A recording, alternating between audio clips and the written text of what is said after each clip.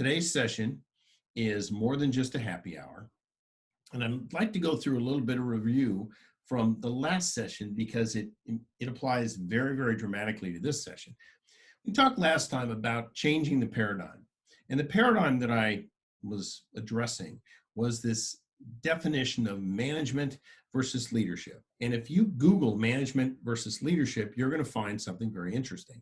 A whole bunch of Venn diagrams, just like this one, where they take management here and leadership here, they put them on either sides of the scale. And if they're fortunate, they'll bring them together like a little pinky swear. They'll put the two circles together that says, well, maybe there's a little bit in common between management and leadership.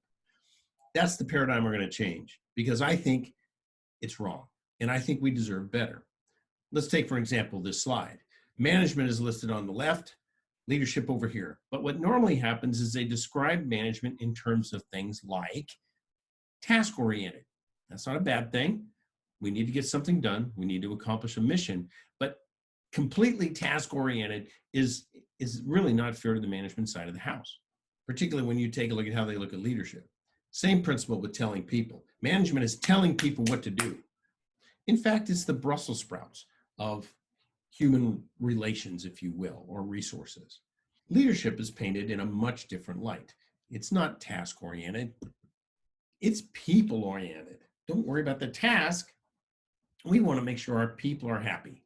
There's a saying that says, if you want to make everybody happy, don't be a leader. Give away ice cream. Because sometimes leadership requires doing the hard thing. Secondly, same point, leadership is about asking people because it's people-oriented as opposed to telling people. Well, here's a prime example. Crisis leadership does not involve asking people and taking votes. Crisis leadership means getting it done. But again, everybody paints leadership as this wonderful sort of thing, which it is. In fact, they take leadership and they put the word on their businesses, on their chambers of commerce. I've seen leadership real estate agencies. I've seen leadership churches, and I'm waiting to see a leadership gas station at some point in time, but I'm sure that there's a petroleum company out there that paints leadership. Why do they use the concept of leadership so much? Because it's like bacon. Everybody loves bacon. Just about everybody loves bacon. Not that many people love Brussels sprouts. But the reality of it is, you cook Brussels sprouts and bacon, you've got a winning combination. That's a little bit of a tangent. I'm getting ahead of myself. So what we're going to do with this paradigm is we're going to bring it together. We're not going to set them out on opposing sides, but we're going to bring them together and demonstrate the fact that for true leadership, management and leading has to work together. So let's define management. Management, very simple. To acquire, maintain, and utilize resources required for mission accomplishment. Let's take COVID-19. If we're going to accomplish the mission of killing this bug, we're going to need ventilators, we're going to need testing, we're going to need vaccines, and acquiring and maintaining and utilizing all those resources have what we've been focused on right now, or for the past couple of months. Okay, well, not we, but the government. So management is really about kind of that task-oriented sort of thing. It is mission-based. There's no question about it. It's about the mission. It's about things. Leading, on the other hand, is a little bit different.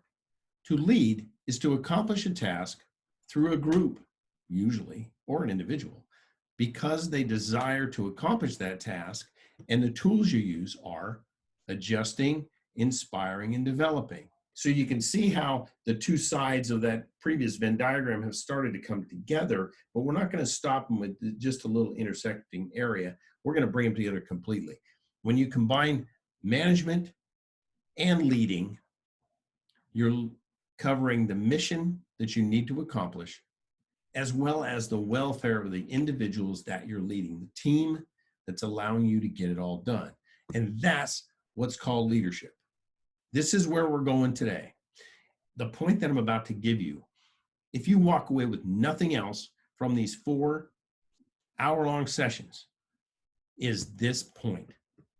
Your mission always comes first, but your welfare of your people never comes second. Leading, managing, they have to come together. One isn't superior or more important than the other. Now, we're there to accomplish the mission, but the mission doesn't get accomplished without the team.